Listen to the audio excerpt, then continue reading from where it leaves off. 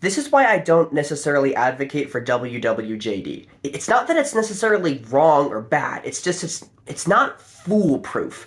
I made a video where I said, don't say anything in the comment section unless you're willing to say that to the person's face. And I knew instantly I was going to get the comment, well, don't say anything unless you'd be comfortable with Jesus overhearing it, because of course he does overhear it. And that's true.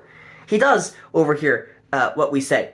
But I think the problem with this is that a lot of people can construct this idea in their minds, for example, that Jesus is behind them going, "Go forth, my son, and crush the Protestant scum and put him in his place and show him what the real true church teaches."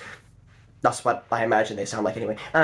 But the point is, it's so easy to construct a version of Jesus in our heads that would be okay with anything that we would say, or be okay with anything that we would do. And so to avoid that, I think there's a slightly different principle we can apply, and that is Jesus is to be found not in our imaginary constructions of him, but in the people we interact with, in the person that needs to be loved, in the person that needs to be cared for. And when you look at another human being, regardless of how far you're separated physically, and you say, hey, this is a human being made in the image of God.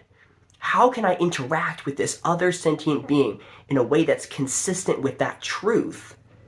I just find that to be way more foolproof. Again, it doesn't mean that WWJD is bad. It's just we need to be careful not to construct a version of Jesus in our heads that is inconsistent with the actual Jesus we meet in the Gospels. I hope that makes sense. God bless.